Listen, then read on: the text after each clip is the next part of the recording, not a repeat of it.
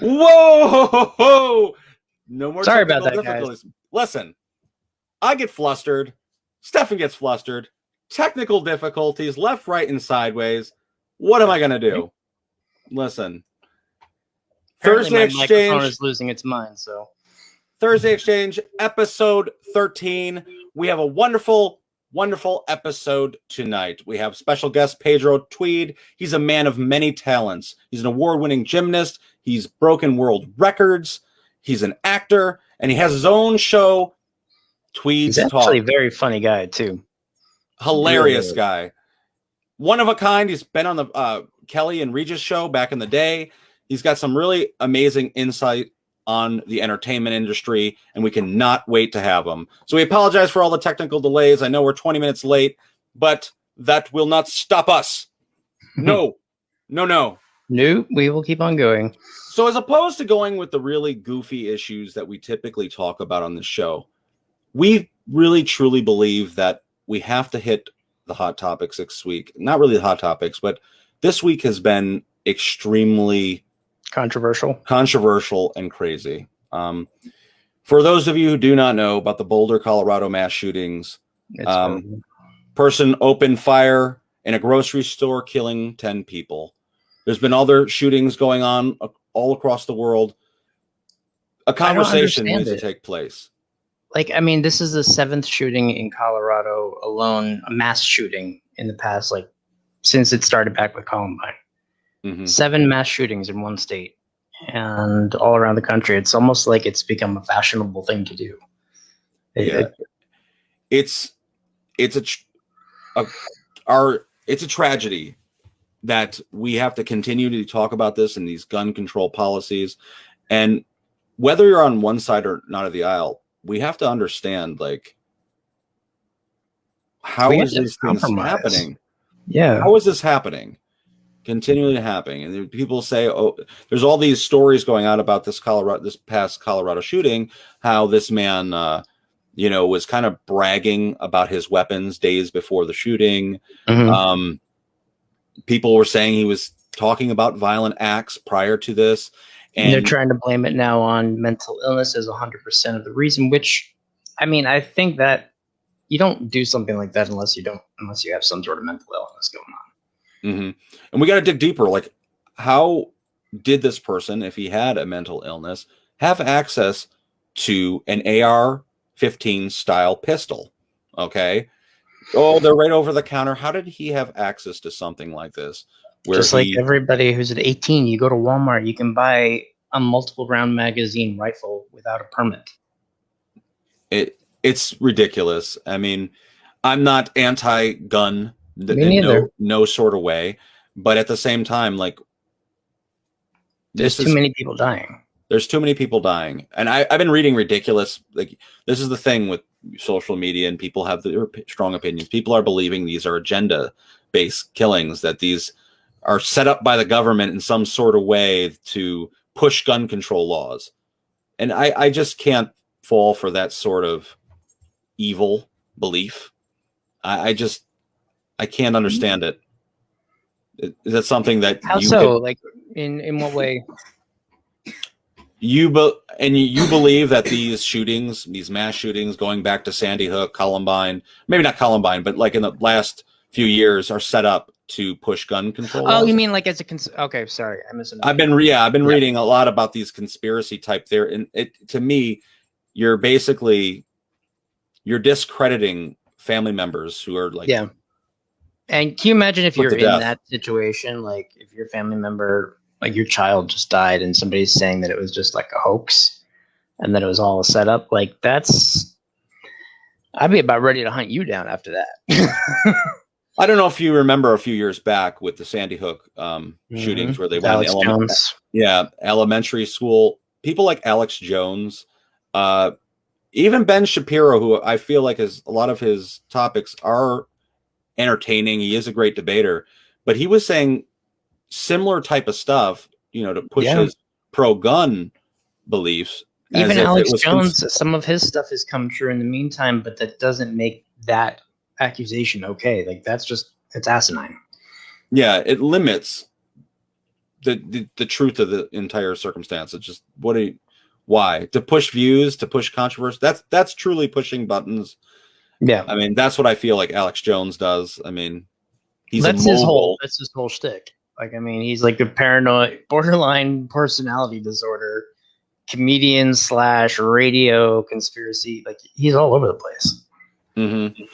Yeah, it's something I feel like we all need to have that conversation about, that uncomfortable conversation. Like, at what point do we stop and think, like, is making guns more complex to get in the hands of people with mental, disorders? I think that's a good idea.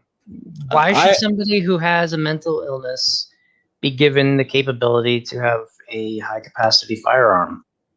Mm-hmm.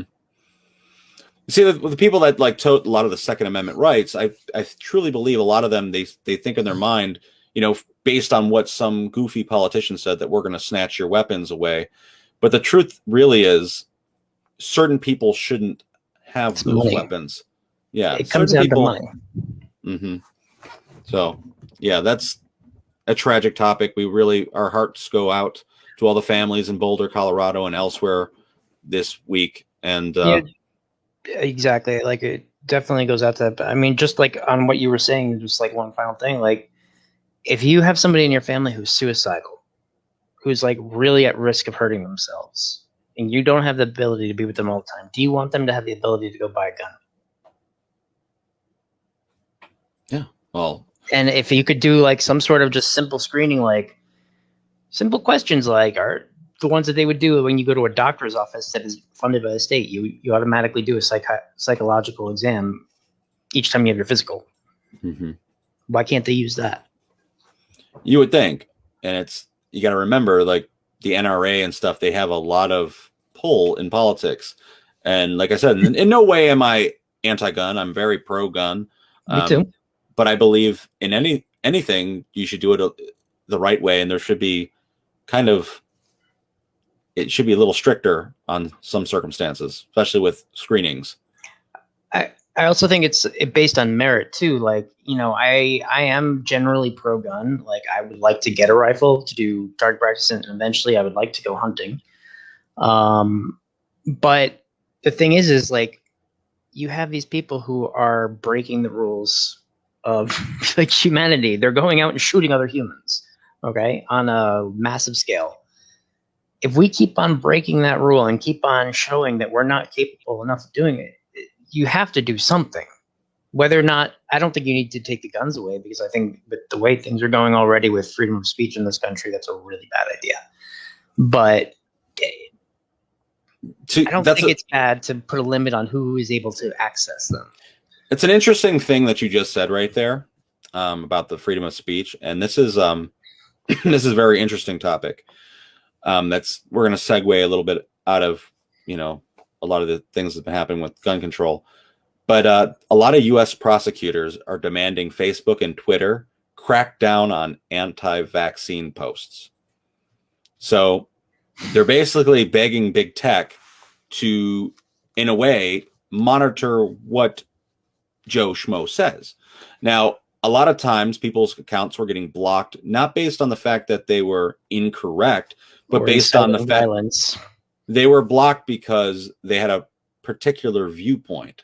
So basically, if you're anti-vaccine, which is your fundamental right, these prosecutors are going out there and saying, hey, these people shouldn't have this opinion. Yeah. It shouldn't be allowed to be public. And that's a slippery slope. Even during the election, they tried pulling stuff like that with the Facebook media, and about how they were doing the cancel culture and everything. They're like, we need to cancel Trump. Like, we need to put pressure on Facebook to block him. Like, okay, but that's the government now putting pressure on a public media outlet to block the president of said country. Oh, whether you like him or hate him, that's a bad idea. Yeah. Even though, there's people even out there, and this is another thing, Bernie Sanders has just recently come out and said, blocking Trump indefinitely, he doesn't feel comfortable with. He doesn't, and Bernie Sanders is a very outspoken person against Trump. He calls him a pathological liar. He's called him a racist, a xenophobe. You name it. True. He's called them all these things in the past, but he also says it's a slippery slope to basically limit someone's freedom of speech, because you do it to him, who else are you going to do it to? Because on the other side of the aisle, people look at Bernie Sanders as a hypocrite and a liar. And we have a swinging pendulum in this country. Sorry, I didn't mean to cut you off. Go ahead. No, that was it. We have like a swinging pendulum in this country of reactionaryism. Like every time we have a new administration come in who, hardens down or buckles down on their side, the opposite side has an unequally, like even more massive response in the other direction. And it just keeps on getting bigger and bigger, like a pendulum that swings farther and farther. And it's like, at some point you got to stop one-upping each other. That's the intolerance that I think, if we can just tolerate each other and debate the tough issues and like talk like adults instead of saying like, you're no longer my friend. This is going back to our earliest podcast viewers when we talked about, just try to get along. There's a lot of people I disagree with. You and I disagree on handfuls of frequently, but I could still have a cordial conversation. And the same thing goes for even on the tough, being an adult, because if we don't compromise, if we don't discuss a lot of these topics, we're just going to end up tunnel vision, only our beliefs and narrow-mindedness. And who really wants a world like that? One belief. It's a scary thought, really, because I feel like it's moving more and more towards a direction where everybody is getting more and more used to a society like China that's surveilled 100% of the time. And that's my concern, is that eventually it'll go that direction if they're not careful. Yeah. And we all got to be careful. These are the people we put in power. And like I said, hold your politicians accountable, because these laws that are created, now they're kind of like, these businesses are getting incorporated with politics. Big tech, they control what kind of media is put out. We're utilizing, in no way I'm trying to bomb on Facebook, but in general, the information that we're provided, that's publicized, that's advertised to us. Did you hear the thing with Edward Snowden that he just came out with about a week ago? No. He gave another talk recently, and I'm torn on what I think of him, because he strikes me as somebody who's very self-aggrandizing. I can't even say the damn word, so I should probably not use it. Somebody who likes to make himself seem a lot better than he is. And now I agree with him releasing those reports, because I think that was something that needed to be released, and it didn't lead to any major amounts of people being killed that I know of. So I don't know why he's still considered like the most dangerous man in the world by people in our government who are afraid of him. But he came out saying, he's like, everybody agreed to have a screen. Everybody agreed to have these like freedoms and amendments that we have in our Constitution. But did we all plan in our lives to get to this age and live our life through our phone rather than just living our life? Live our life through a screen where we have to interpret the world in front of us through a glass screen the size of our hand in order for it to seem real. Yeah, how much of that was our choice? It's a tragedy in itself, but at the same time, it does open us up to a giant worldview as well. We get to see a lot more through that little screen that we could have ever imagined years before. Like when you just think about the benefits of that little screen and the communication levels that we would have never had. The fact that I run an international film festival virtual would have been nearly impossible years before. Yeah. And it's all on the top of our hands. My business is built largely out of sharing stuff on social media and people seeing the pictures and saying, hey, I like these. Mm-hmm. Like, I mean, that has been a big part of how I've gotten my name out there, because when you're a broke artist, you just find whatever way you can to get your work out. Well, it's like Spider-Man. The first Spider-Man movie, I don't know if you're going back all the way back to 2001. With great power comes great responsibility. So that's what I feel like with technology. You got to use it responsibly, or it's going to bite you in the butt. I mean, go into scary topics. North Korea. Now, they've been firing at least one nuclear missile this week. Uh, Officials totally declined to say where it was shot off and the size of the missile and where it landed. But it's kind of interesting given the fact of the statements Kim Jong-un's sister had made, Yo Jong, last week, basically saying to stay out of their foreign affairs for the U.S. They don't like us there. Newsflash. No. They know like us a lot. Given that, it's like, are they testing us? Of course. Is this a test? Is this something like they don't take? Is it the fact that they don't take Biden seriously in the administration of Biden that they feel like they can kind of do what they want? Like, these are all questions. It's like a shot across the bow, and you don't know whether or not they're actually willing to take it further to the next step. But I think that they're mentally ill enough in that family to take it beyond the next step. I think that I don't know how to stop them, and I don't know how to do it without causing massive loss of life. And that is the last thing that we need right now. That's, it's been, everyone's been seeing it. People are saying, I've been seeing in certain papers, war on the front. These are scary times. I mean, even with China, like there's been a lot of, pushback because of statements that we made about Hong Kong and Taiwan, and saying how it's, unacceptable the way the Chinese government is, smacked down their revolution or their uprising or whatever it was, protests. And then they turn around and they're like, how are you going to make a statement like that and then storm Capitol? And it's like, mic drop. Like, it doesn't look too good. No. You know what? It's a crazy time if we were to ever indulge in another type of war, whether that's entirely cyber or in, loss of life, which would be horrible. There's too many issues going on in this country right now to even think about it. With the pandemic, still the numbers are even rising.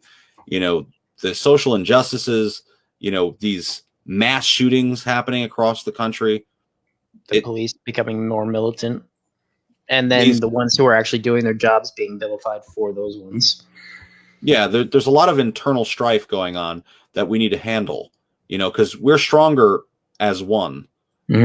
As a country, we're stronger as one, and we need to come together. Because, not saying that war's on the front, don't quote me, but defunding the police isn't going to solve your problems. If you're in a city that has a lot of crime, taking away the police is not going to make it better. No, it's the fact of putting a microscope on the issues and try to make things better. Like whether that becomes training, these aren't. The amount of training they get is laughable compared to other countries. Yes. And, there's many wonderful police out there. And not to say there's not. I'm saying, like, in these places where you're having one shooting after another of people primarily innocent or committing petty crimes, getting put to death in the streets, there needs to be some sort of police reform. Yeah. I mean, I don't think anyone can disagree with that. You look back 100 years, the same neighborhoods that are in those situations now are the same neighborhoods that were that way back then.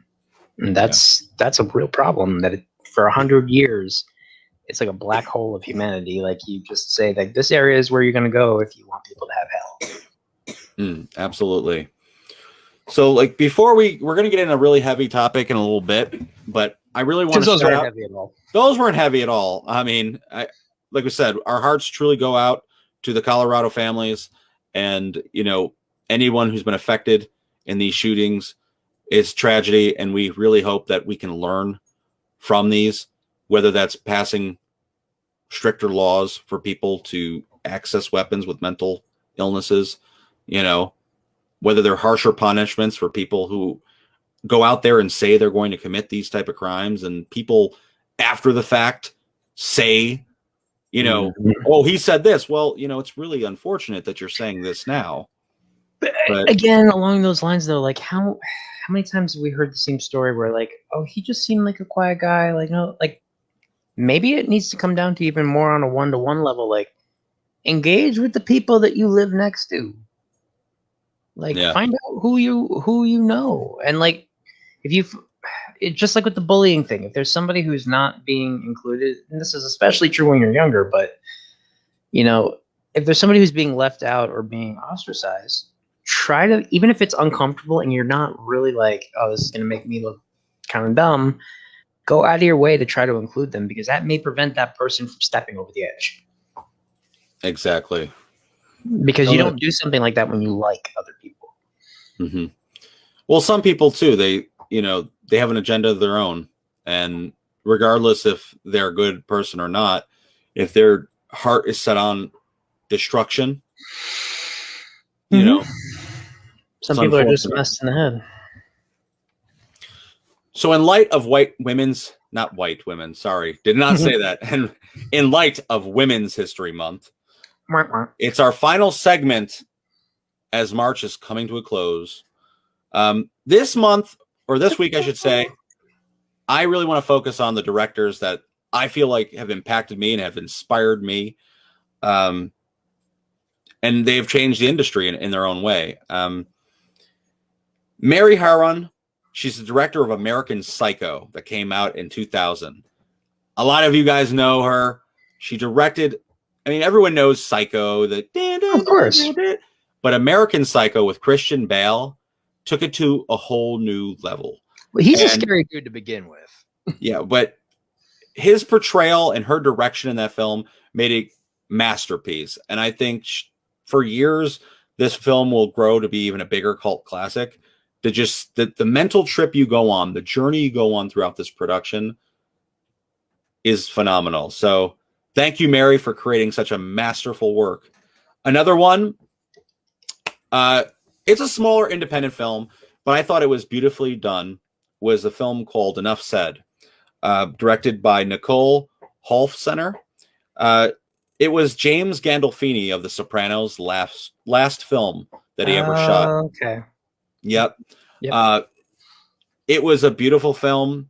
Basically, a lonely man after a divorce, finding love for the first time. It sounds like a typical basic plot, but it delves into depression, alcoholism. Really, what the heck's her name? A lot of issues you deal with as an adult. Yeah, Julianne Dreyfus. Everyone knows her from Seinfeld, Veep. Mm-hmm. She plays the love interest in the film. And I was shockingly surprised. She's a good actress. At how well she did. But Nicole's direction in this film was, like I said, masterful. And like I said, these films might not be the 4-star Oscar-winning films that you guys think of. These are personal films to me, that these female directors truly, I felt, pushed the envelope and made amazing stuff. Do you have any submissions from female directors in the film? Oh yeah, there's a ton. This year we got a ton of female directed projects, written projects, films with female leads. Awesome. There's some films that are shockingly brave that I just can't wait for you guys to see. If they make hold nothing back, that must say a lot. This year I was speechless, not to totally change the subject, but this year's Catskill International Film Festival virtual edition, it's free for everyone to watch movies. So spread that out there. When these films are released, you'll realize why people watch independent films. There's no studio censoring them. There's no one saying, like, you're going to offend somebody. Mm-hmm. None of that. It's freedom of choice. And it's a lot more symbiotic. Like, there's a lot more teamwork, I find, like, in independent films, because you don't have the budget to have the Screen Actors Guild basically having all of their electricians in one thing, everybody having their own separate camp on set, doing their own separate thing. Like, you have to work together, otherwise it just doesn't work. Absolutely. Totally. This year, independent films truly strive. With these micro budgets, they push these projects to the utmost extremes. And not to say females, males, whatever gender you classify yourself as, these women they're coming from a different perspective. And that is refreshing, because years ago, I'm pretty sure with films, you weren't getting these type of, we were missing out on a totally different perspective. And that was unfortunate. Another film I want to discuss is Hurt Locker directed by Good movie. Caitlin Bigelow. Now, anyone who's seen Hurt Locker, you're watching like a adrenaline, an adrenaline Middle East type war film, about defusing bombs. Now, stereotypically, you would think this is some man who directed it. The first scene, one of the first scenes of the movie, they cast Guy Pearce, who's an amazing actor, but he's a superstar. And they kill him off within the first 5 minutes. And, in an IED explosion. And no one would have thought this type of shocking impact would have launched the career of Jeremy Renner, who now is Hawkeye in The Avengers. He's in a plethora of other movies, Mission Impossible. So that movie launched the same guy. Yeah, it launched his career, and he should thank Catherine for that, for giving him that shot. Didn't she get a lot of crap when the movie first came out, or she had a lot to kind of fight through? I don't necessarily remember that. I remember her getting highly praised for the film. I remember it winning countless my memory accolades. is a little crap, so I remember it personally winning countless accolades, and anyone to say anything negative about the project truly I liked it. Hasn't seen it. I thought it was masterful, but In hey, fact, I'm we only should one watch person. it again sometime soon. I haven't seen it in a long time. Listen, with my surround sound speakers, Hurt Locker would be a different dimension. We'd feel like we were in the desert defusing the freaking bombs. I think I'd feel my rib cage rattling against my teeth. Be amazing. So, like I said, these aren't like the Oscars. We're picking the best.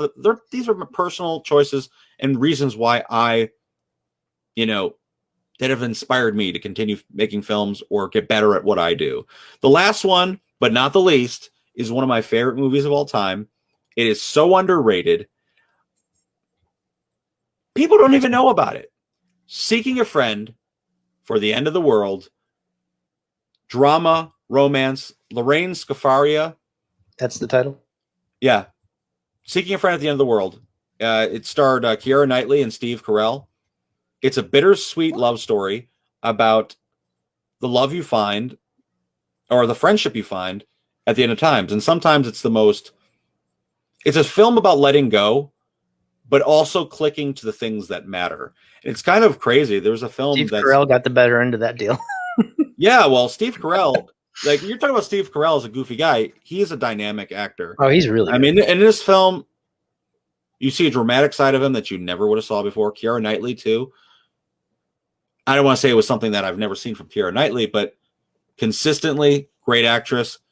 But Lorraine Scafaria, not only did she direct it, she wrote the screenplay. So very talented. If you guys haven't seen that film, watch it. If you like my films, if you're ever wondering, where do I get my inspiration?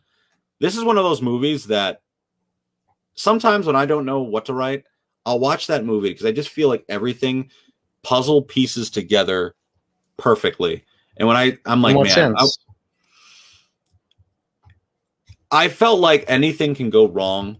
Let me just tell you this. Years ago, I still to this day, I'm a movie buff, but I wanted to go to the movies so freaking bad, and there was seemingly nothing to see. Seeking a Friend at the End of the World was like a micro budget film. It was like an independent film practically. Mm-hmm. I mean, I think it has Miramax or whatever, but it still was a small budget film. I've never even heard of it. I didn't want to see it, but I did. And when I tell you, it's one of those films where the chemistry between the characters grows infinitely, I fell in love. I fell in love with the characters, with everything that was going on, the storyline, just one final goodbye. And how do you want to be remembered? And if nothing on earth will ever make sense after this moment, because it won't exist, you really can't make your impacting placement. So it's about the time that we have on this earth and make the best of it. And there's like a famous line in the movie. It's like, I wish I would have met you when I was younger. Mm-hmm. So we would have had more time.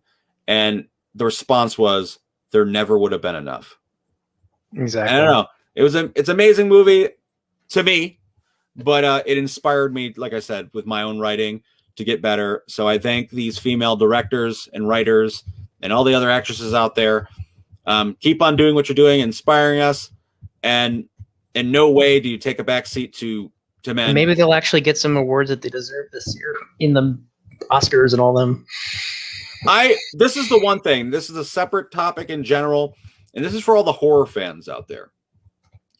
Movies in the horror genre for forever have gotten overpassed in like all the awards ceremonies, even when they're perfect. They're like not just 4 stars, but they're like the acting is extreme. Like, for example, I'm going to go back a few years to Toni Collette's performance in the movie Heredity. When you watch that movie, she gives it all. She plays a dynamic, depressed character who has gone through immense tragedy, and you see her psychosis break and everything in between, and she gives the performance of a lifetime. She got passed in the Oscars, and then you see people like Jordan Peele, who created Us last year, and they get overpassed. These horror films get overpassed, and I don't know why. Is it like because it's politically taboo, or it's culturally taboo to I guess praise something that glorifies violence? But they don't want to send that sometimes message. it's not just a part of who we are, but like a lot of these, it is a part of who we are. It's a part of who we are. I'm not saying that I'm pro violence. It's just these films really showcase great talent, and that's why I feel the awards should be based on, not, oh, we're going to give this award based on blah blah blah, because this year this is a really popular issue. No, they should be films that are good quality. And when you see Us, even though personally I didn't think it was the greatest film ever, but Jordan Peele, Us, and he made another horror film right before that, which was like it was also a masterpiece. Yep. No. Was it the dog? No. She was trying to give me what the film was. Actually, I don't. It's an amazing film too. It was an interracial relationship. The family was racist. They were hypnotizing him. Crazy. But these are movies that I feel like the performances, the storyline they were great. And what movie was really good in terms of like performance? I don't think it was directed by a female director, but the guy from Unbreakable, he plays all the pretty little ladies or the pretty little girls. Basically, he locks them all down in this basement, and he's like, Split. Thank you. But yeah, that's an amazing movie too. But that's M. Night Shyamalan. Yeah, exactly. I know he makes me mad. Okay. Why? Oh my God. Such a good movie. I could have a whole 2-hour discussion on M. Night Shyamalan. He has made so many good concept films and then ruined them with poor decisions. There's a film, The Happening, okay? Mark Wahlberg.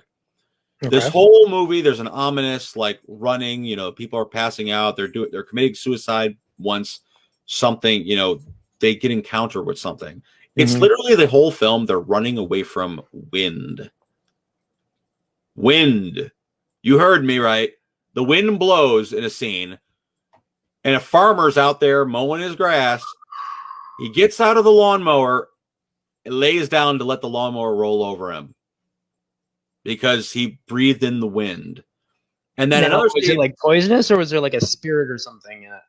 You never know, because everything about his films is just ominous. And like, there's another scene where like the whole family's running away, and you see literally the wind blowing across the field. And I couldn't imagine how absolutely ludicrous that was. Well, we did come out with Sharknado. Honestly, Sharknado was meant to be hilarious. This was meant to be logistically like horror. And like watching Mark Wahlberg, an honestly sexy guy, a good-looking guy running away from wind was just ridiculous. That's ridiculous. A few of his other movies, like Signs, had great moments. Ridiculous ending. The Village, Orson Welles should have been suing him from the grave. All these alien movies, I thought like it was creepy, man. Like when I saw it, it got me. He copied Orson Welles. Did he really? War of the Worlds. I mean, it was very similar in a lot of ways, but there were the same way the aliens die. They can't take our atmosphere, whatever. It's the same thing. Like, come on, create some original stuff. But at the same time, that's my views on M. Night. Female directors out there, like I said, keep on submitting to the Catskill International Film Festival. We can't wait to see your projects. And like I said, this year is going to be big for women, not just because it might be more popular this time around because people are afraid to say that, but no, because you guys actually are submitting awesome stuff. So yeah, I'm excited. I'm really excited. The topic tonight that I feel like is really important and a lot of us take for granted and don't fully understand sometimes is codependent relationships. Okay. I will remember. Yeah, I'm sorry. Wrong song. Codependency often uses, a casual relationship where a person is needy or dependent upon another person. And you may not even realize it. No, these don't necessarily have to be just for, a romantic relationship. This could be for a friendship. This could be a family member. This could even be a coworker. I mean, it can happen between parents, brothers, sisters, anybody who's with another person. A codependent person will spend their entire life trying to please another. And I'm not going to lie. I felt like myself. I have been in codependent relationships before. I've had codependent friendships before. I have been in circumstances where I put so much faith, and not to say that you're not supposed to put faith into friendships, but I put so much faith and so much power into that friendship that I did basically everything with this person. We hung out, we went all over the country together. We had the same ideologies. Like, we both liked making music. We both liked writing screenplays. We both started making movies together. A lot of people from college. Yeah, these all sound great, but it became inseparable. We became best friends, brothers. Like, we became blood. And personally, we didn't have our own identity. And it's not just his fault or mine. Together, we were together. We're inseparable. Sometimes it makes it hard when you throw women into the mix too. Oh yeah. So sometimes when people hear this, they group us together as we're one person, even though we're totally different people. We have different beliefs. But when that friendship ended tragically, he's still out there somewhere. I felt lost. And this wasn't a romantic thing. He was a best friend. I felt lost. Like, where do I go now? Who do I tell my deepest thoughts with? Who do I, hang out with and do these things with? And I feel like a lot of other people out there, they put so much effort into sharing their own life with someone else that they forget about their own. You know what I mean? Like, have your own if you could have your own hobbies and things you like to do, your own friendships, your own activities beyond that relationship, whether it's a friendship or a relationship, I feel like the sky is the limit.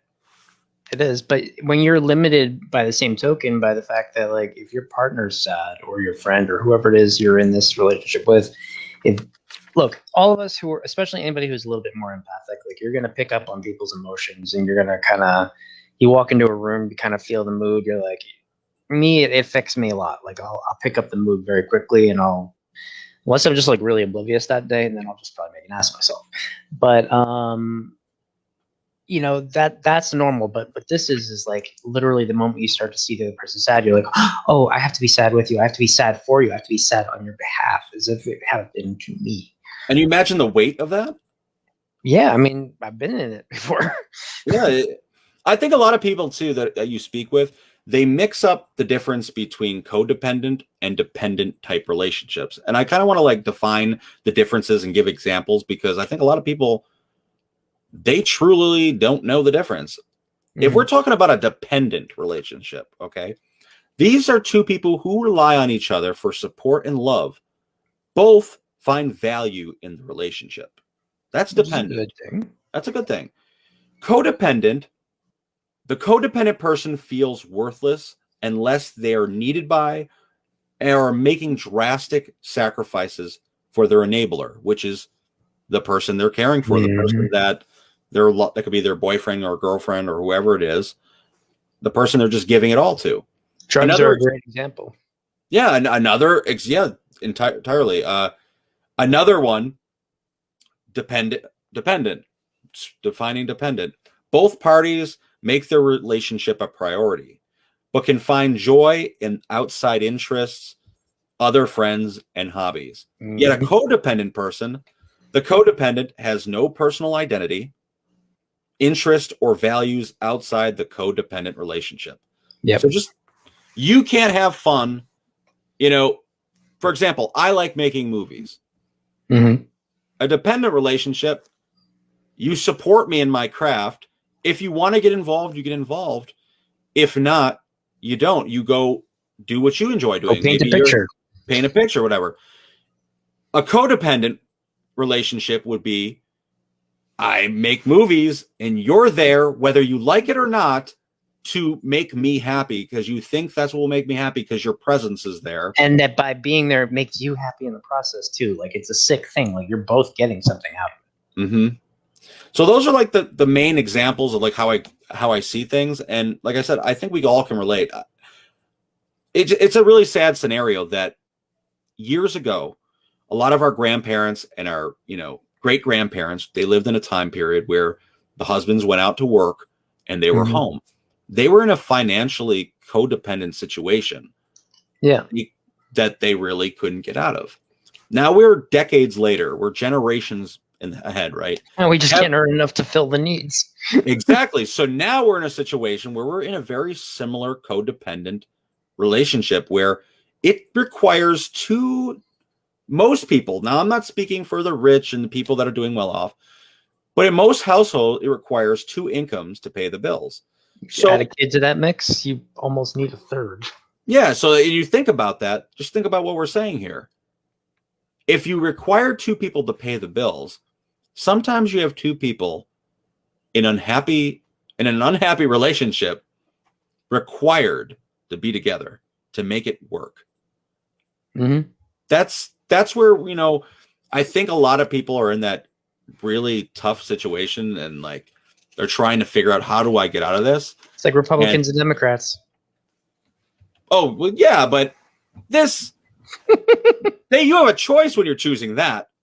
But I mean, like they're dependent on each other 100%. Oh, exactly. Exist with good versus evil, whatever you want to call it.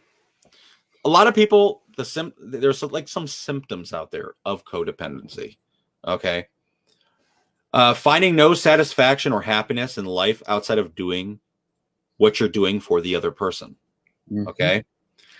Staying in a relationship, even if they are unaware that their partner is doing hurtful things. Yep. Doing anything. Justifying it for them. Yeah. Doing anything to please and satisfy their enabler, no matter what the expense is to themselves. There's constant anxiety about their relationship due to their desire to always be making the other person happy. Like, for example, you ever have a friend who's always like, do you think they're going to like this? What do you think they're going to do? And I even run into this myself. Like, and in terms of, this comes to like, a self-confidence thing is like, when I'm not feeling as confident in my decision or something like that, I'll ask people for their advice or their opinion on it. And then I kind of go like, well, why am I doing that? I need to rely on my own thought. But when you're in a relationship, if that is all you think about, that becomes a real problem because then you don't have a life and your friends begin to hate you too. Oh, and that's too.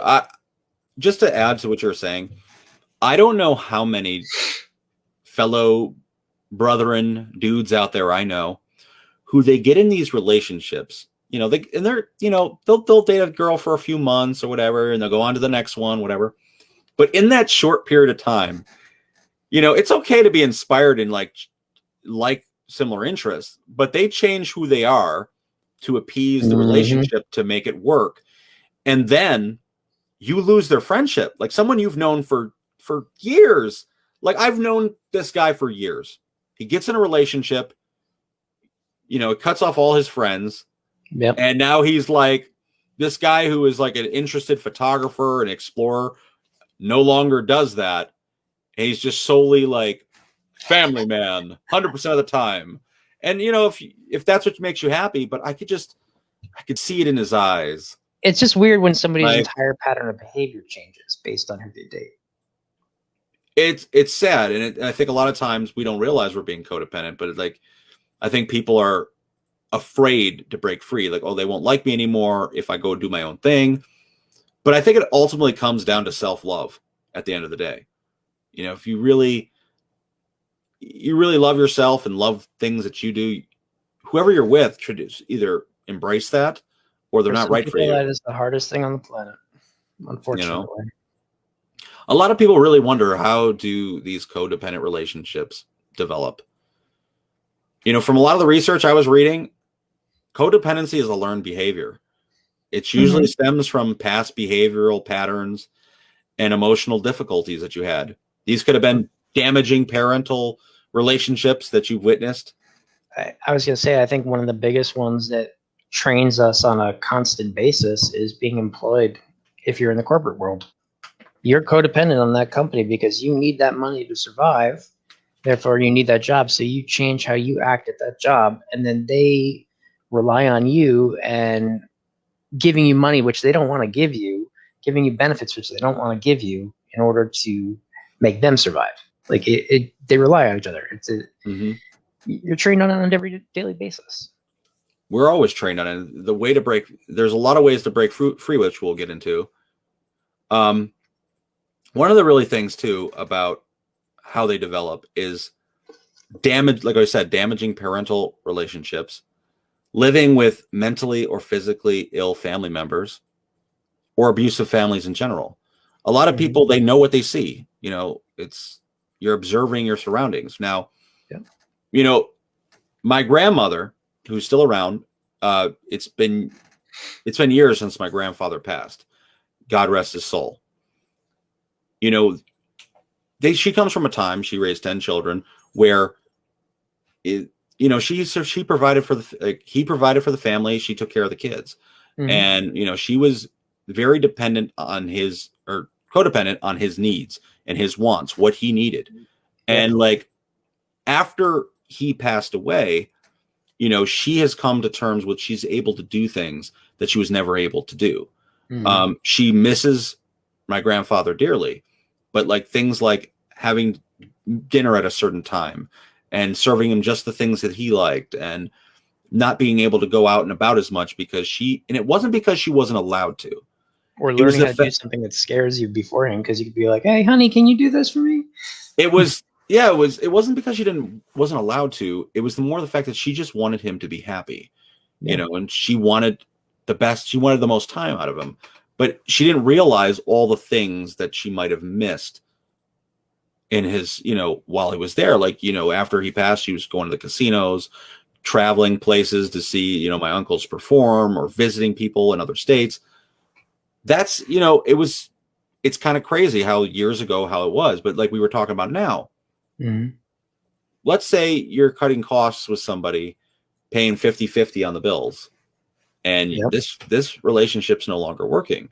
Would you suddenly don't have an apartment?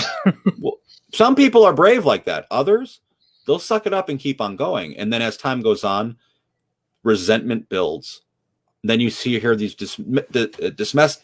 domestic issues happen. People fighting, violence.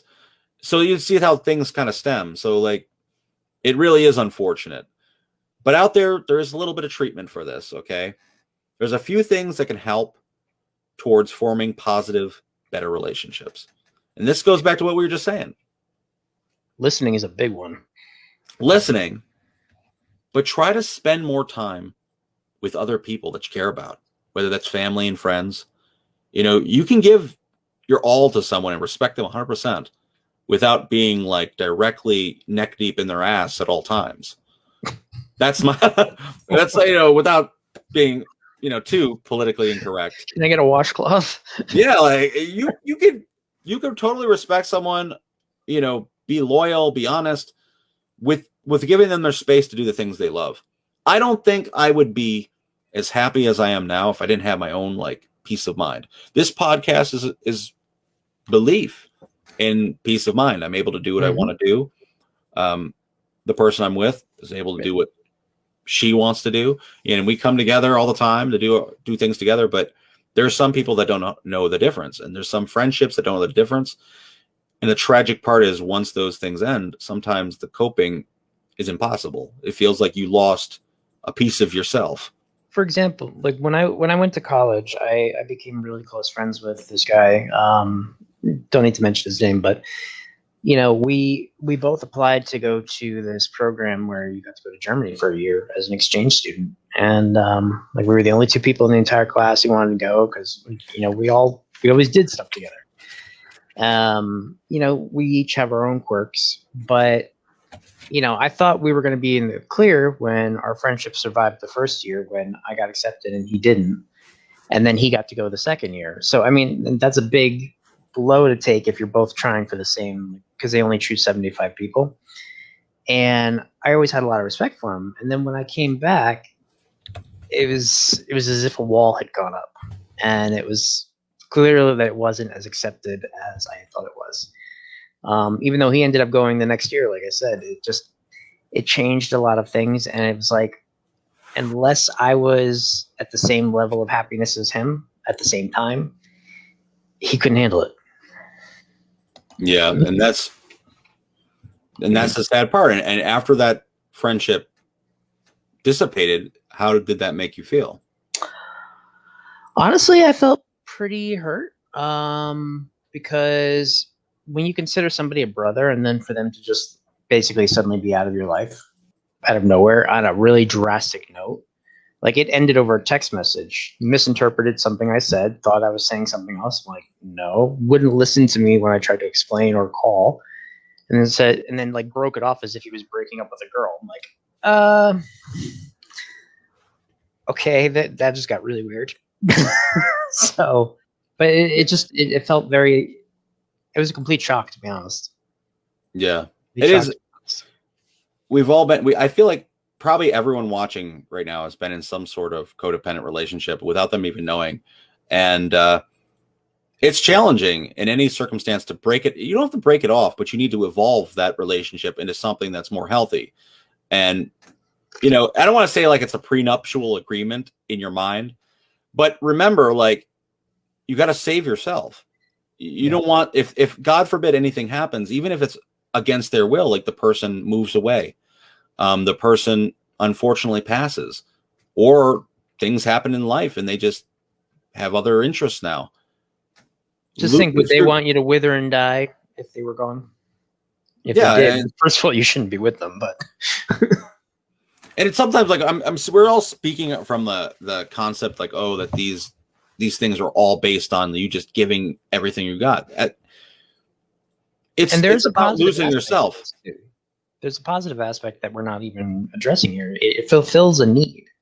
Like any other behavior that has negative consequences, it fulfills a need for people. Like if let's say you're somebody who procrastinates, you're fulfilling a need of like putting off something that makes you incredibly uncomfortable or scared or nervous or whatever the case, whatever the emotion it is that's being caused, your reaction is to do this thing.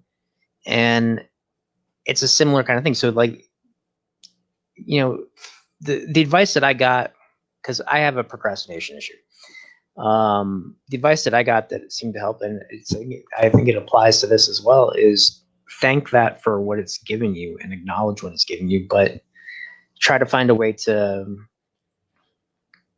you know, thank it and then say, I don't need it anymore.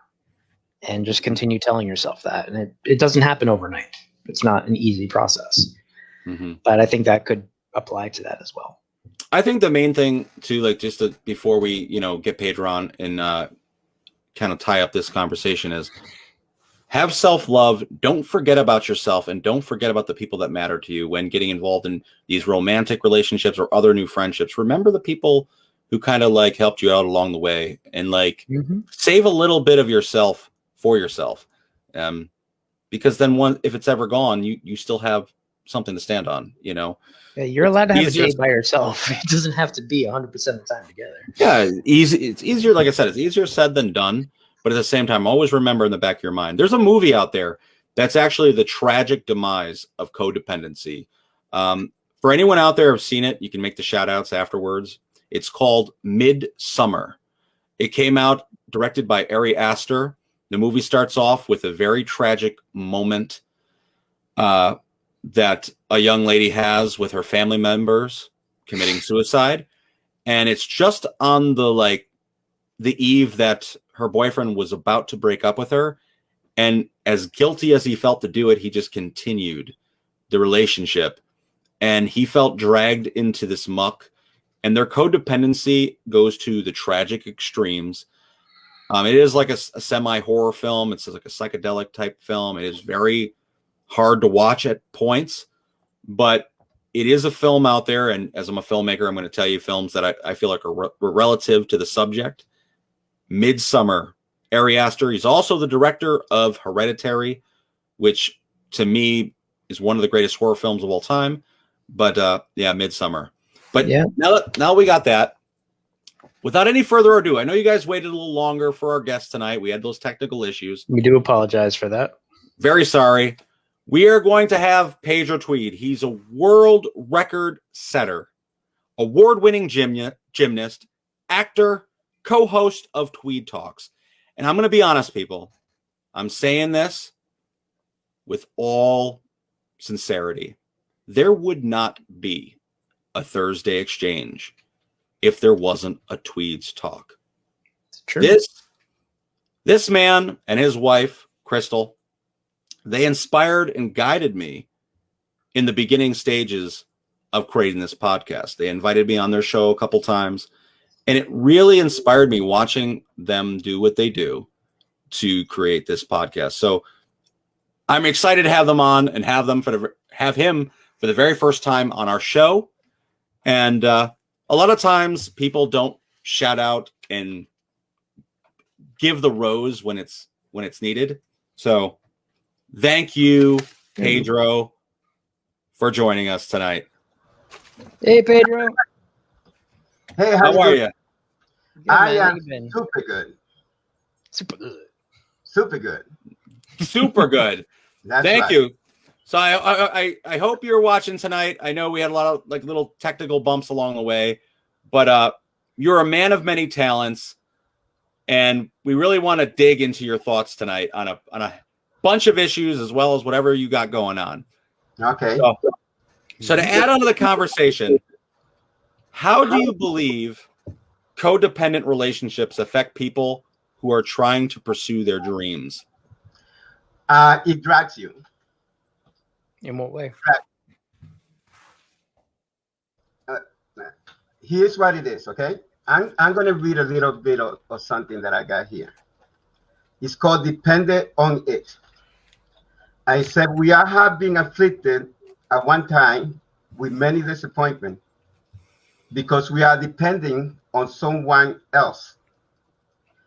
Well, let me tell you, it is not who to depend on, but who also depend on what you depend on. That's the important thing, what you depend on.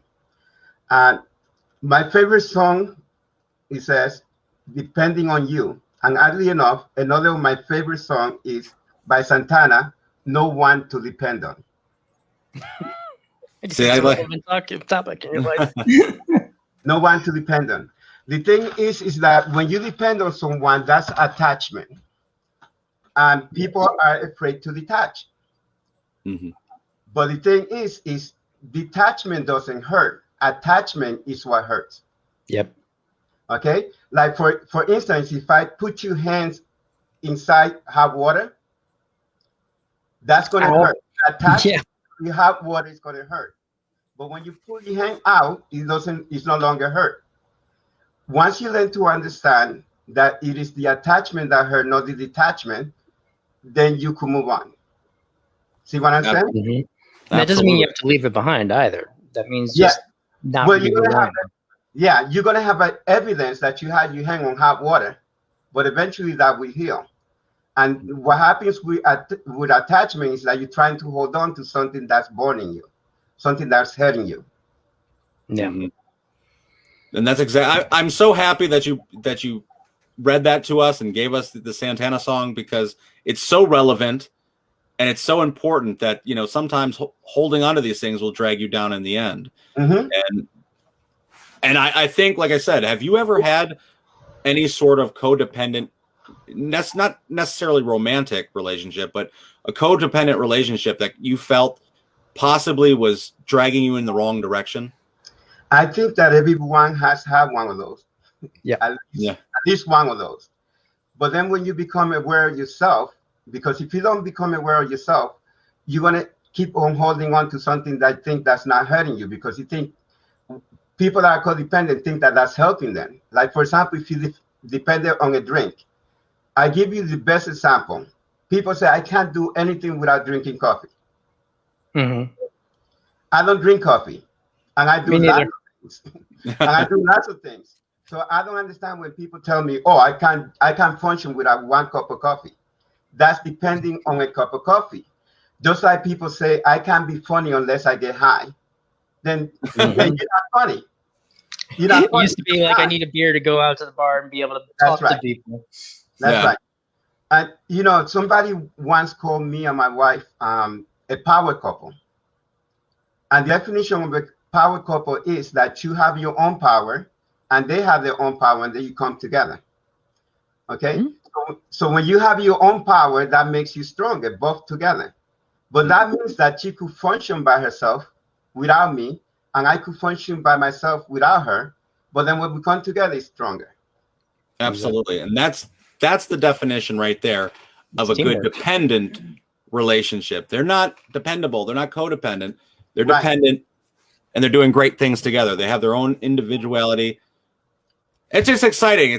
I'm sorry to get you into these hot topics, but you're a knowledgeable guy. I like how you explained it, though, with the hot water. I got to tell you something. That's the book I was reading from.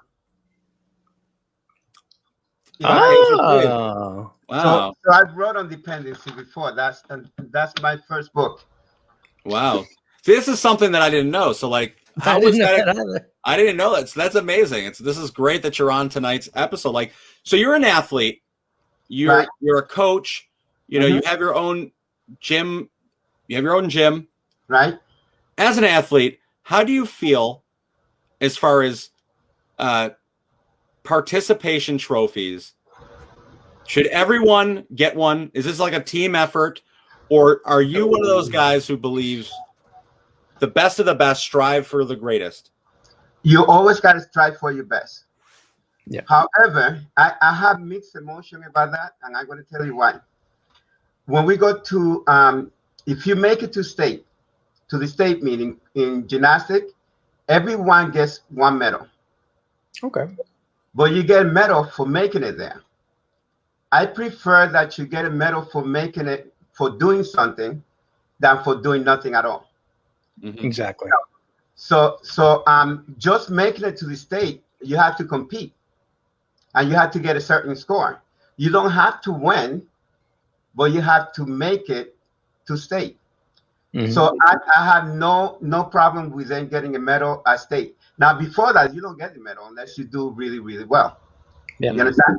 So I will give kids a participation medal for doing something rather than doing nothing.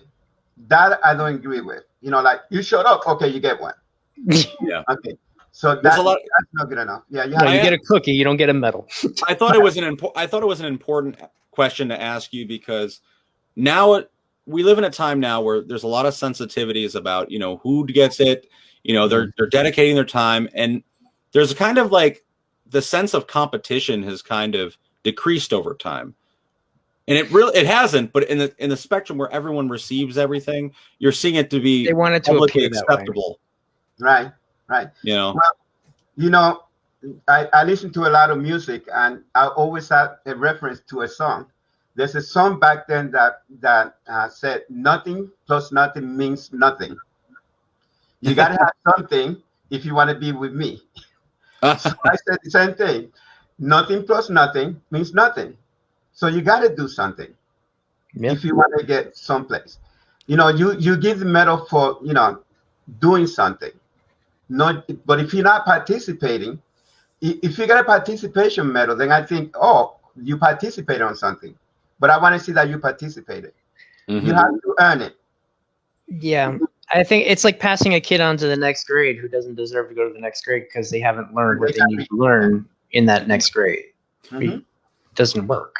So, yeah, it doesn't work. So talking about performances and like getting, your students to win the big trophies, what techniques do you use to get your athletes who are kind of slacking to get their very best out? A lot of coaches are going to disagree with me on this. Pizza. I would agree with you on that because that worked when we were in soccer. Well, you reward the kids, okay?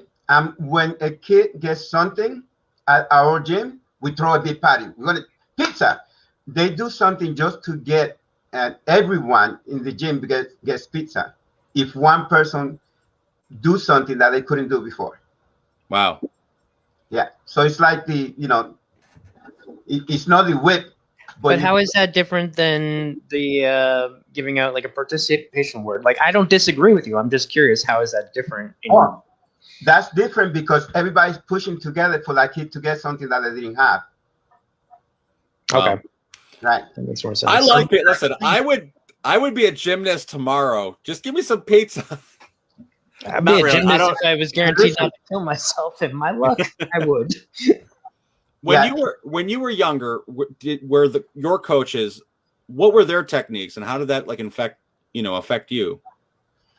Oh, it's so much different time now than before. I love gymnastics so much that you didn't have to give me anything. Just show me a floor. I was telling my kids that when I tumble outside in the street. Now, I don't recommend that. That's dangerous. But some of the skills that I learned, it was, if I fail, I get hurt really, really bad. So, I come from the Bronx, so we didn't have too many places where you go and practice. So did you do like parkour as well? If you have some of my past students, they will say that we invented it. Yeah, because we used to do that all the time in the street. I love that stuff, man. The guy who used to live in my apartment did it. Like, he would come out of his balcony and like a damn video game character like tumble down the balcony. I'm like, you know what's funny? Let me make sure my wife is not here. We know what's funny, but one of the ways I used to pick up yours is I would run, do a front somersault and land in front of them and say, hi. Is that all it takes, Pedro? Is that all it takes? Listen. I used to do things like, I went to, it was 42nd Street, right? And this guy came to me and said, hey, I got loose joints. Loose joints? I said, me too. And I jumped into a split. Oh, my God. That's too funny. He was probably like, what? So, people who don't know, you got to check out Pedro's videos online, his gymnastics. You've done some amazing feats over your career. Tell us a little bit about the world record you set. I find it fascinating. Okay, so that was a challenge to my kids. My kids were doing push-up, and I'm pretty good at push-up. I do, like hundreds and hundreds of push-up. I was getting bored. You can tell it all by looking at the muscles. So I was looking at the kids, and the form was bad on the push-up. And clowning around, I said, I could do push-up better than that with my feet off the ground. And I didn't realize what I said at that time. So then they said, come on, show me. And at the time, I couldn't do it. So basically, I invented the push-up. Wow. Yeah, so I was the first one in the world to do the planche push-up. Now there's a lot of people doing it. There's one of my students, I don't know if you know him, Tad Bracington. I train him to do it.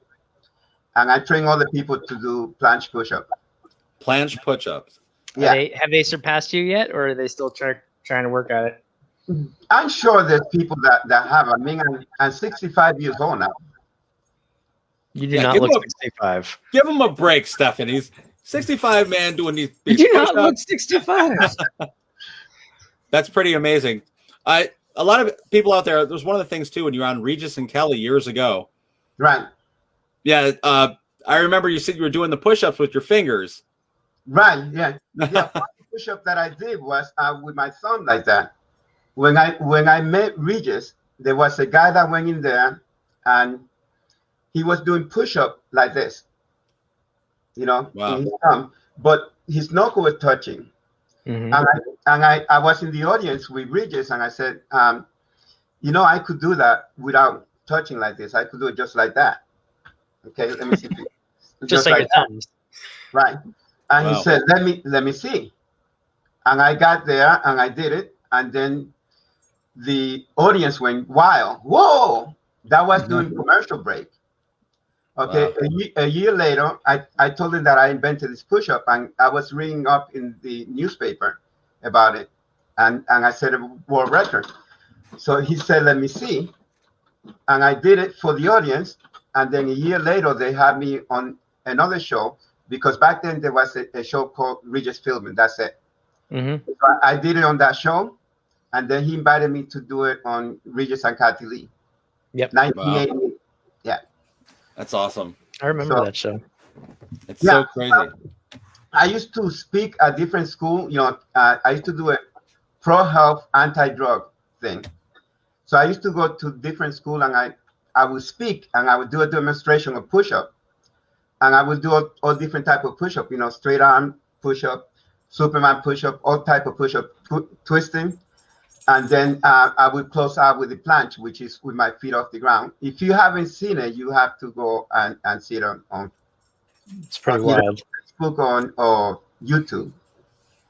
But yeah, it takes a lot of effort. But I wanted to do something that will inspire kids immediately. You know, whoa, you know, we catch their attention.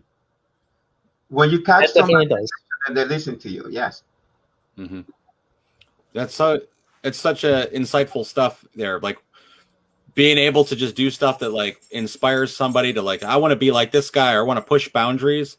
Mm-hmm. Can you imagine you walk into a gym and your coach just does that, and you'd be like, holy crap.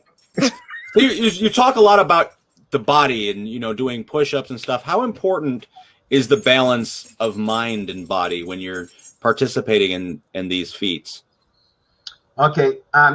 Everything starts in the mind, and then it goes to the body. But it's a cybogenic loop. It's mind, body working together.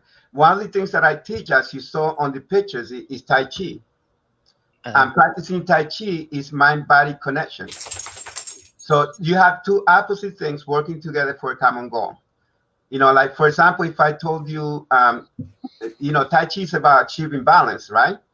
So if I told you that, what is life about? We'll give you an example, like riding a bicycle. When you ride a bicycle, you're doing two opposite things. You're pressing and releasing. And when you're pressing and releasing, when you get in motion, that's what creates balance. So in Tai Chi, the same things, mind, body working together, and it's moving one with the other. You see? Any full circle that you do goes back and forth. It just doesn't go one way. It goes forward, then goes backwards. Okay, your body's the same way. It's working the same way. Like if you make and you say, I'm going to lose weight. Let's say you say that. And just throw that out there. If you say you're going to lose weight, the mind could say that. But until you start moving towards it, right? Then you start moving, then the mind said, wait a minute, it hurts, you know, it hurts. I'm not going to do that anymore. But as you continue to do it, then your mind said, this fool really wants to do it. So the body will adapt to it, because that's what you ask it to do. So it's mind, body all the time. Yeah. I find myself. Oh, go ahead. Yeah. I find myself like one of the main things with anything you do, it's relative, whatever you're doing is mind and body. But I feel like myself with procrastination, it doesn't help me get to the next level. And like, I get little things frustrate me. and they take me off the task at hand. And Uh-huh. I feel like mind is super important for anything that you're doing to accomplish anything. Right. You ain't going to accomplish it if you don't believe in it. Right. Yeah. Right. So you start with your mind, and you train your mind, and you train the body to follow the mind. What do you think of fake it till you make it? Fake it till you make it. Yeah. That I don't have no problem with that. You know, Okay. I don't have no. You could start out with that, you know, and you fake it, but you got to move with it. Look, if you go outside and you find someone on the ground, laying on the ground, and they're laying on the ground, the first thing you want to do is, are they breathing? The second thing is, are you moving? So those two things are vital for life, right? Mhm. They're vital. So if you faking that you're dead, see what I'm saying? Yeah. You You have only do it for so long. eventually you're gonna have to get moving, right? So what you want to do is, like, if you have a picture in your mind, right? If you have a picture in your mind, everything that you have done so far was a picture in your mind. Even asking your girlfriend, Mm-hmm. you picture it first, and then you say, this is how I'm going to do it. I'm going to ask her to the movie, so I'm going to ask.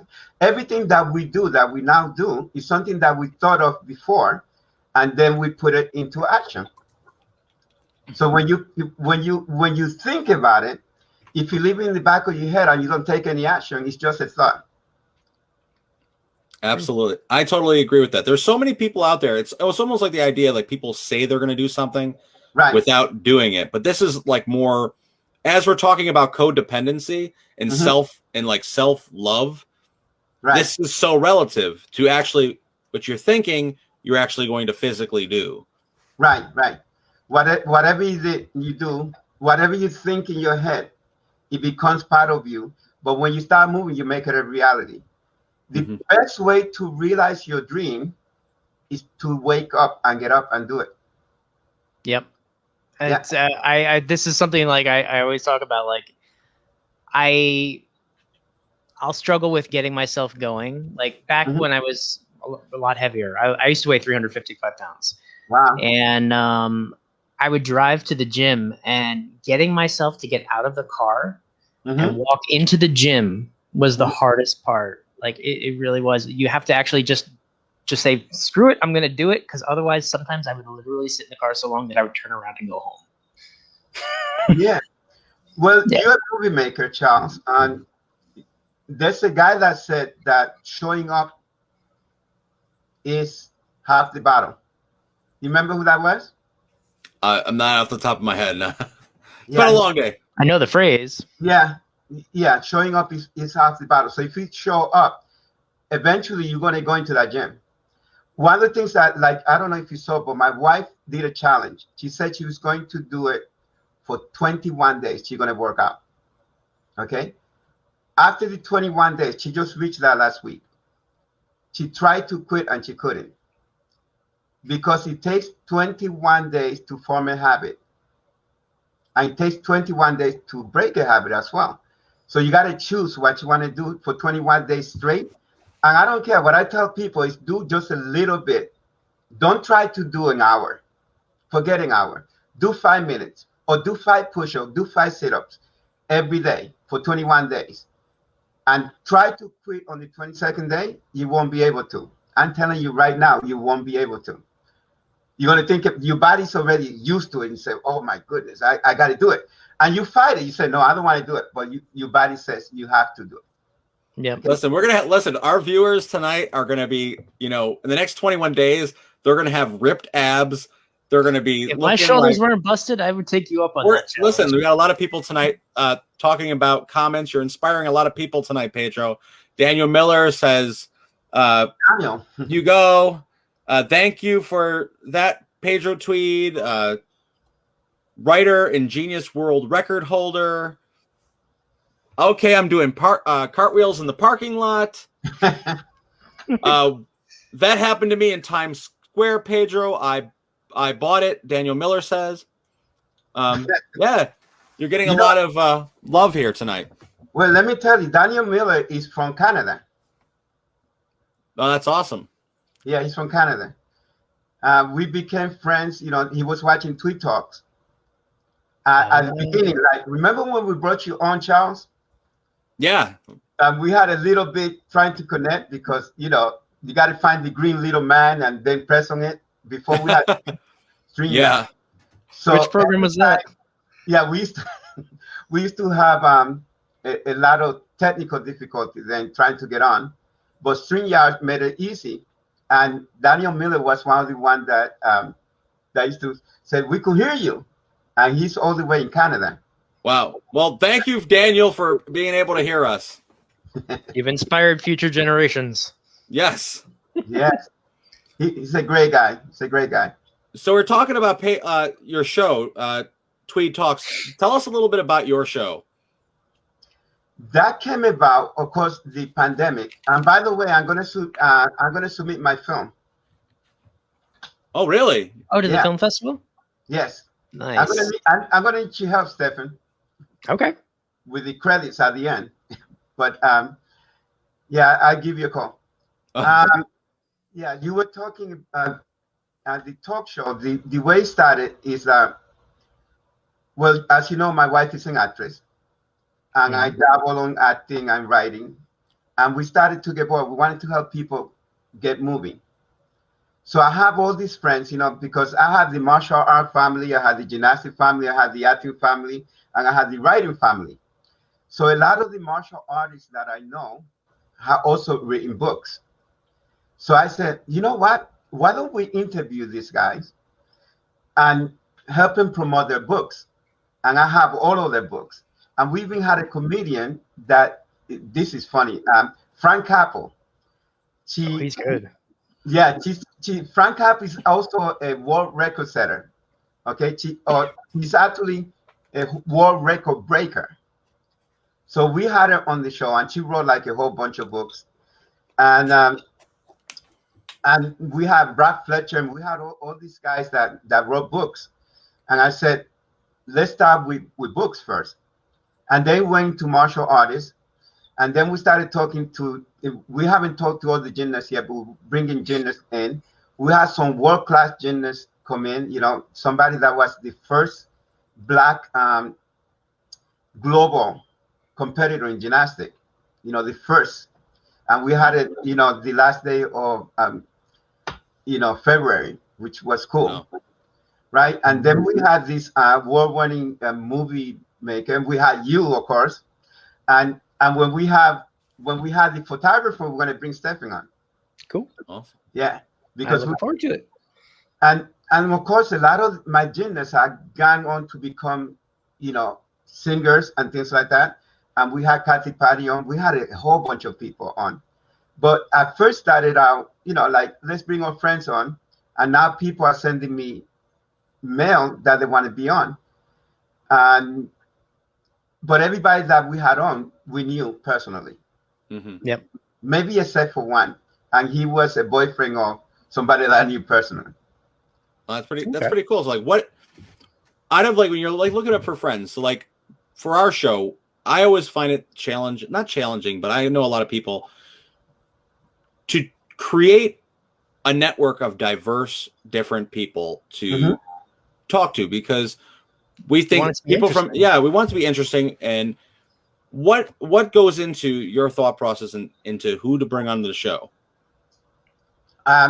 Theme. Well, the first thing we had a theme. It was, we're going to bring authors, and then we're going to bring filmmakers. Then we're going to bring we call it Music Monday, and a lot of the people that I have met throughout, my traveling, because we travel all over, with the gymnastics, and with the martial art, we travel all over.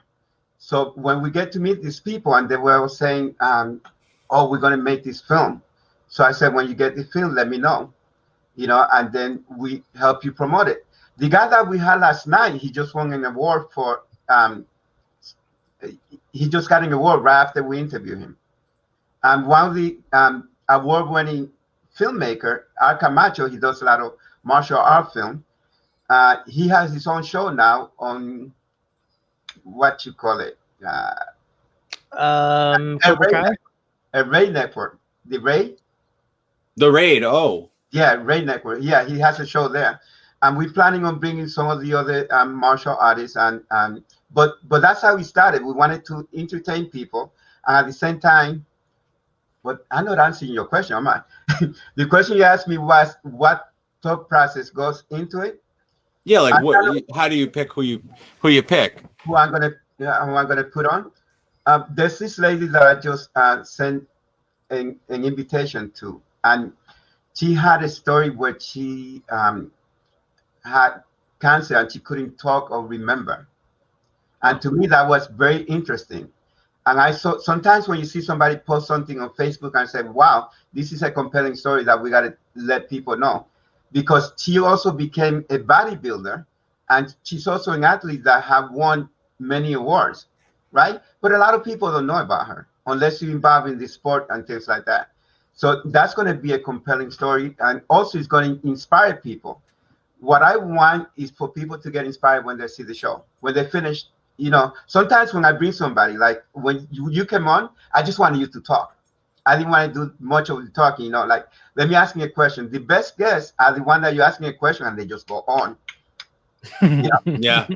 Yeah. You never know, because some people, like, they're not talking. Like, I don't want to say I'm weird, but I'm weird. When I go on, if people don't ask me questions, I don't want to seem too full of myself to give talking points. Right. So, like, I'll talk, but at some time I'm like, am I talking too much? But I love guests. No. I love guests that just, they know what they want to talk about. They're interested, and they're my favorite. I love people that are knowledgeable about what they're talking about. They're unpredictable, and they have something to say. And just from the get-go, you had something to say when you hit us with that quote. You were very familiar with codependency and came out like little Yoda over there. Yes, very inspiring stuff, and it's really awesome. Like, you also like we were talking, you dabble a little bit in acting. You acted in a couple of my projects, which I was happy to have you on. What kind of roles in the future would you definitely be interested in portraying? You know what? I have some people that want to see me do fighting. Fighting, really? I was gonna say Spider-Man. With the martial art. I'm older now, but I still could kick pretty fast. I still could, and I still my punches are pretty fast. So I would love to see doing fighting scene. Wow. And I was in a short film. It's called Father and Father. Again, that's one of and what I did there, one of the martial artists took me and flipped me, and I went about this high and then landed. Ouch. And there was no mat, just concrete in this big shot. I used to be in Aikido, and I remember some of the flips over people's shoulders were like, you can't breathe afterwards. Yeah. That just reminded me of a scene from the film Oath to Injustice. As we are filming independent productions, we typically don't have a lot of the safety stuff. So I remember Chaz, who was one of the actors, Charles Martin, he does his own stunts in the film, and man, he gets his ass kicked. Oh, so do I. Yeah, everyone does. But that's the love of the independent production. But like someone like you, I find you to be extremely valuable on set, because you kind of know your body mechanics and how to properly move, which a lot of people don't know. I think doing some slow motion videos of like some of your acrobatic stuff would be kind of interesting. You know what was funny? Because that was my first time working with you, so I didn't want to say much. And I thought that there were some people there saying too much, trying. Like I knew I wanted to know what your vision was, and then go along with it to help out the project. But I wanted to say, Charles, can I do a dive for a role when they're shooting? Because that would have been cool. But maybe next time. Never know. Yeah. I like to change it up in my productions, but like during like what is your process when you get into acting? You just some people are different, where they like to just show up and like get a quick run through the lines and have it feel natural, and a lot of people want to like rehearse for hours on end and kind of like get familiar with the work? What is your process? Well, I have to know what the intention of the director is, and if I know the intention and what they want me to do, then I start to change that way. Like last time when you were directing on, what was it, Love Lock? Yeah, Lovelock. Yeah. Yeah, that one. I usually don't curse. I remember that. You're like, that was hard for you. You did it very naturally, Pedro. I don't know. I kind of think this is a fib here. I said, oh, wait, if my kids in gymnastics see this, they're gonna freak out. but you know what? Once I understood that it was a dream, then I started getting into it. Yeah. Yeah. See, like what you just brought up was an interesting thing. A lot of people bring their personal they bring their personal like prerogatives and their personal beliefs to set, and sometimes it affects the whole project. You were able to separate, your viewpoints and able to perform the role. Great. And like for people who don't know this, Pedro's character in the film is a very sleazy, cutthroat business guy who has a lot of different lovers, but totally not Yoda. Totally, you'll never know. It's a comedy drama. I'm hoping and praying if COVID, if we can have this summer to have its official premiere, I would love that. But we got to wait for the capacity of the theaters to open up higher because right now it's I think they might have put it up to 33%. I'm not positive. Starting it's April 1st. I think it's 33%, but yeah. But we would like it to be like at least above 50%, because we have between the two films, we have a pretty decent sized cast and crew. And yeah, I don't know. I'm rambling there. I had a little talking point myself. That's all right. I'm looking forward to seeing it. Lovelock. For those of you who are interested in seeing Pedro out of character, Lovelock is where it's at. Well, if you're playing yourself, you're not really acting. You just play yourself. But yeah, that's absolutely. Yeah, you got to be able to go and play someone else. I did this movie and they kept saying, well, who are you in the movie? I say, it's not me. That's somebody else. Yeah. I like going for roles that are totally out of the norm. Because, like, what's the fun of acting if you are playing someone that's closer to yourself? You want to kind of, like, explore different personalities and personas. That's what I find is, a lot of other actors enjoy the same thing. So it's like playing dress up as a kid, but you get to do it as an adult. Right. People are saying Pedro as a villain. That I gotta see. Well, I don't know if I was a villain. I think I was a troublemaker. Just a sleazeball. I like to get everybody in trouble. Oh yeah, really? Yeah, it was definitely great. I can't wait for this, for you guys to see the project. It's gonna definitely get a few laughs. It's a little depressing and sad too, but it was a great performance from Pedro, to say the least. So tell us a little bit about your books. My books are just like the talk show. I like to inspire people, and I read that thing, and I want to get people thinking differently, because people seem to get stuck in the past, and I heard somebody said that if you're going on a trip, right, and you're going to get some gas at a gas station, that before you move and get some new gas, you had to clear the previous thing that was there on the gas thing. Like, for example, if you said $21, before you get gas for your own car, you have to clear the $21, go back to zero. Yeah. So I want to inspire people and to think differently, because if you like that person, if that gas tank doesn't clear, then you're stuck. And people keep saying the same thing over and over because they heard somebody else say it. I'll give you an example. They said the definition of insanity. What did they say? That the definition of insanity over and over and expect a different outcome. to me, that's insane to do the same thing over and over again and not expect a different outcome. If I do a push-up today and I don't expect for that to change, that's insane. Then why am I doing it? You know what I'm saying? So that's a good point. Yeah. The reason why you do something is because you have an intention. If you have an intention to change, it doesn't matter how many times you repeat it, because that's giving you strength. You know, like if you do 3 push-ups today and you do 3 push-ups on Wednesday, on Friday, that push-up is no longer the same. You're stronger, right? But you were doing the same thing over and over again, but the intention was different. You see what I'm saying? Yeah. If you do something over and over, but you have the same intention that you're not going to get better, then it doesn't work. Then that's insane, right? Yeah. Where can people find your book, and what's the title? This one is Freeway, and the next one I'm going to let you know. Freeway. And where could they find that? You could get it on Amazon or anywhere. You just go on the internet and you'll see it, and you could order from wherever. Do you have a website? No, I don't have a website.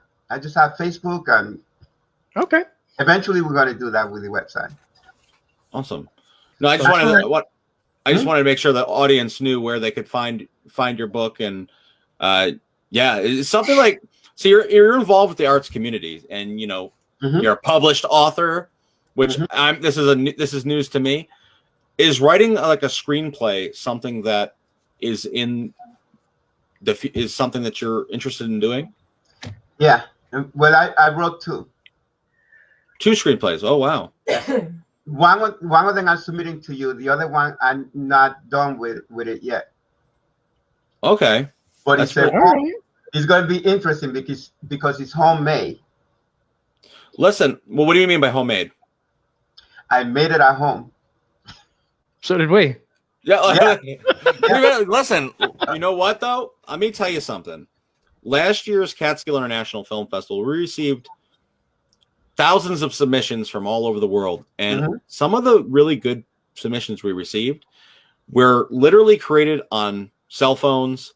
They were submitted like using one angle, very limited cast and crew, limited budget, and they came up with some really amazing storylines and dialogues, thinking outside the box, really intriguing, important material.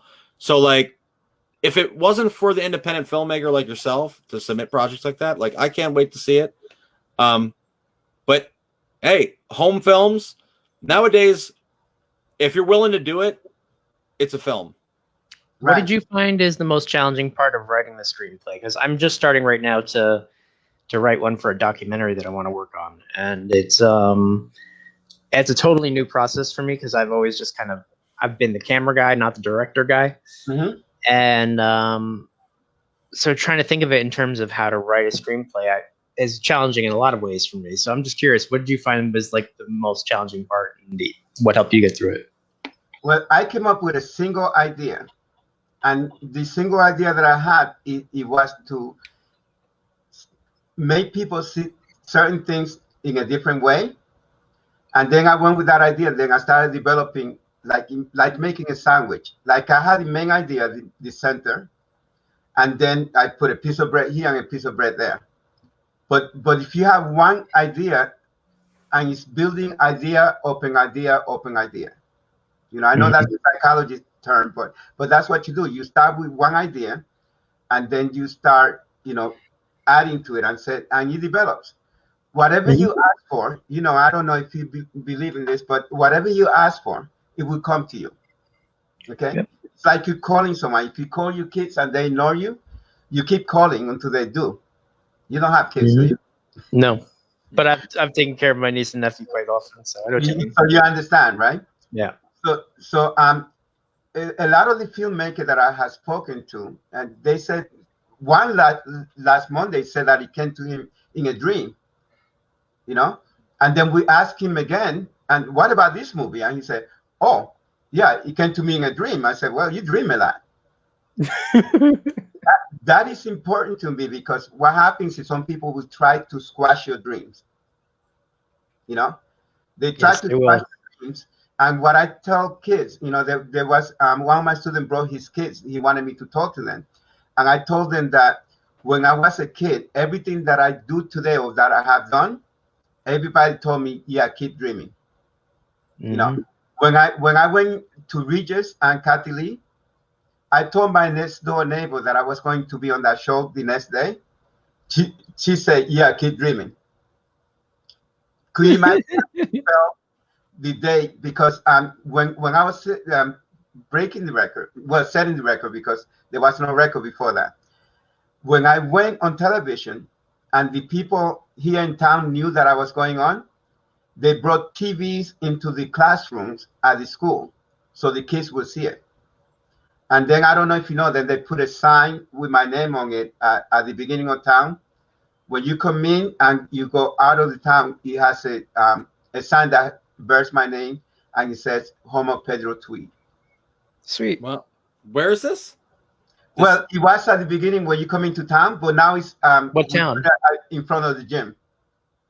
Oh, town of you're talking about Monticello or Monticello? Yeah. Oh, okay. Oh, wow. Yeah. I was thinking New York City still. No. Monticello. That's pretty amazing. Yeah. So yeah, because there's people watching near and far. So for those that don't know, Pedro, he has a very established gymnastics gym in Monticello, New York. Mm-hmm. So for those, because people are probably like, which town? So that's giving them a little bit of gymnastics. Yes, gymnastics. So if someone's kids wanted to go to gymnastics, who would they call? What's the name of the gym? The name of it's Monticello Gymnastic, but when we compete, it's Twist Gymnastic. Okay. Yeah.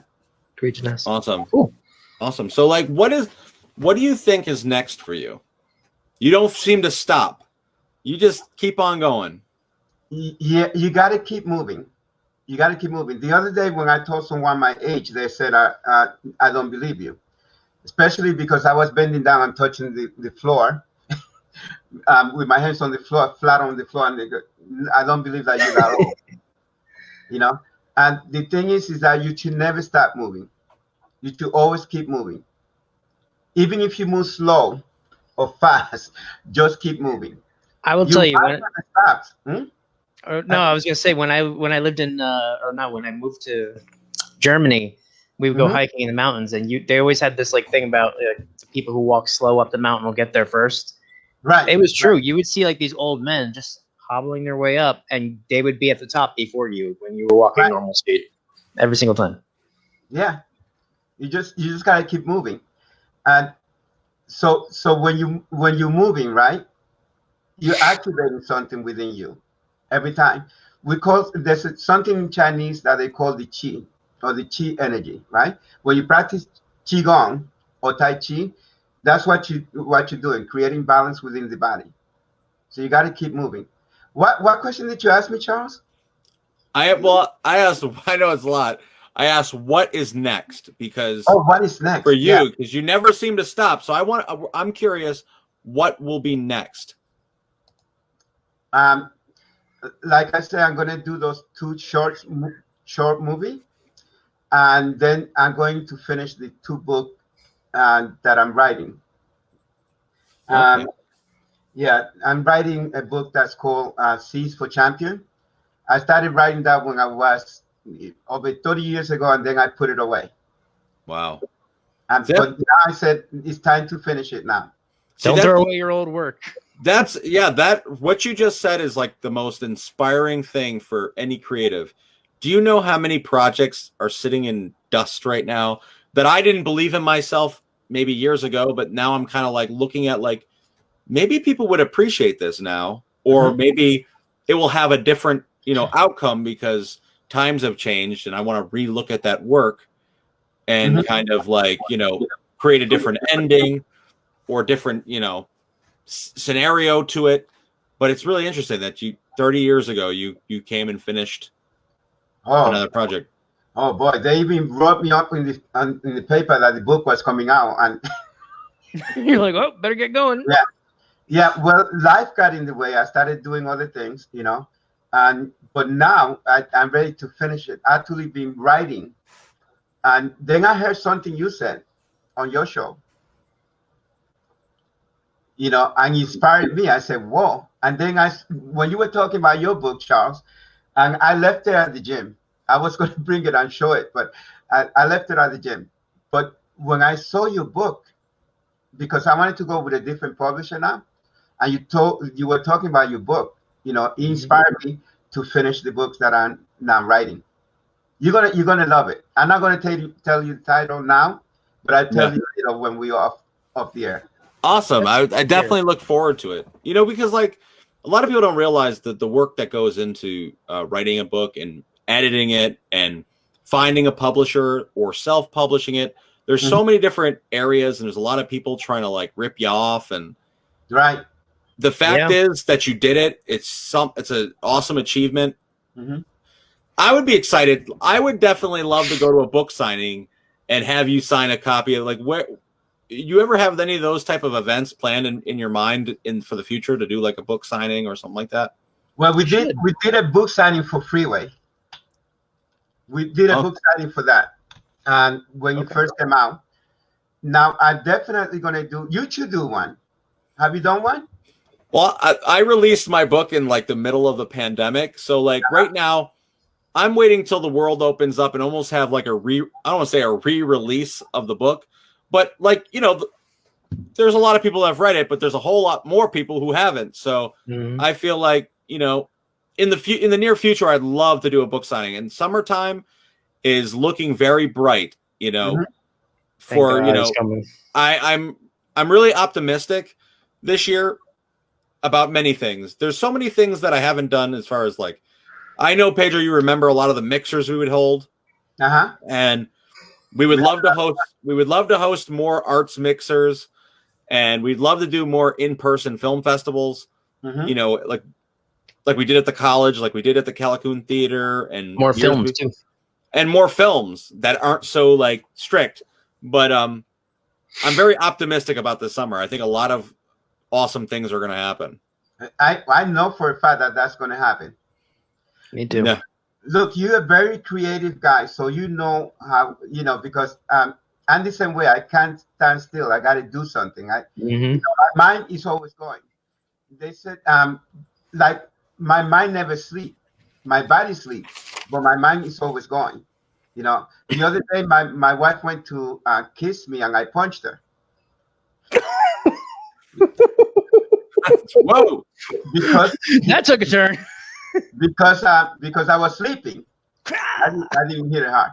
But she knows that she should never sneak in the room, because if you sneak in the room, I feel like you're going to attack me. So she grabbed my wrist. She put it on Facebook. You see it. She grabbed my wrist because she knows that I punch if you sneak in the room. So she grabbed my wrist, and I'm sleeping like this. And she never thought that I would go boom like this.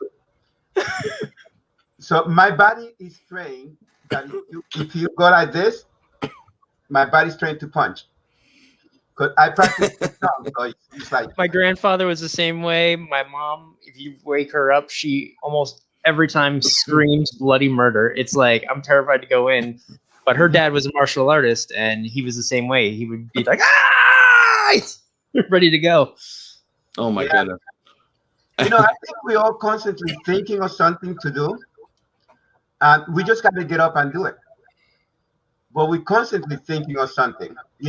Even the laziest person is sitting down there, I should get up and do something. But the idea is to combine the mind-body and say, as soon as you think it, get up and start moving towards it. Absolutely. I think that's a really good, inspiring thing to say, because too many people, they don't just get out and do it. They wait for the right time. And I think we're all guilty of it. We all I struggle with it all the time. I have to force myself to overcome that desire not to do whatever it is that I know I need to do to get it done. And when I do, it's better.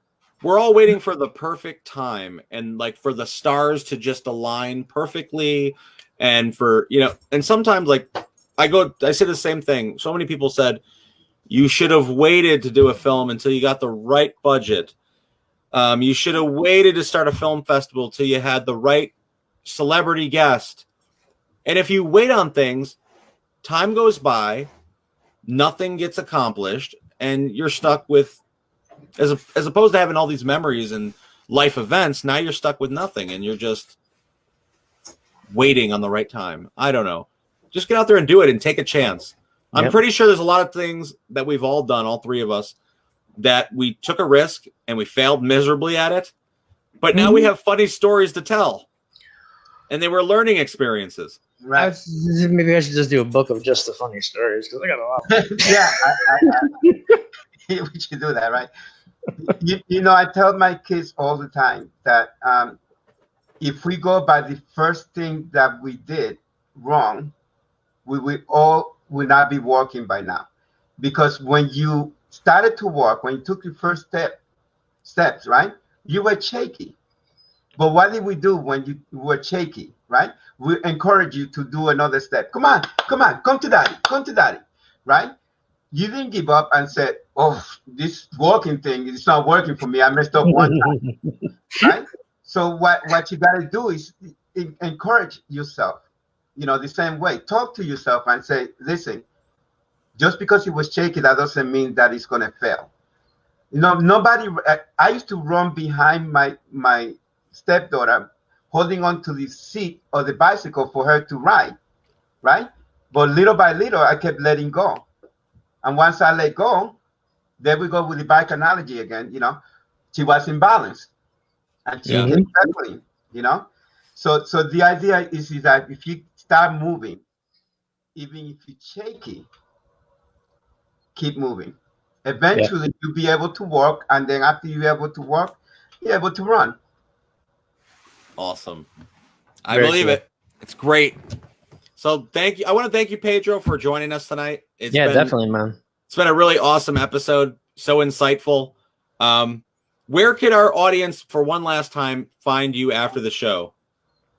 Well, we have the tweet talk page now. Well, it's actually we're trying to transfer everything to there. So I have my personal page, and then the tweet talk will be just for our talk. And there's a page. Now, is that on Facebook or is that a website? Yeah, that's on Facebook. And Okay. there's a freeway, and you know, like if you're looking for the book on Facebook, there's a freeway page for the book. Okay. But what I think I'm going to do is put all my books on there. Okay, so yeah, we're putting this in the message so people know where to find you. This has been awesome, Pedro. Thank you so much. Well, we got to do this again. Thank you, brother. For Definitely. many other topics. Absolutely. And we'll be in touch.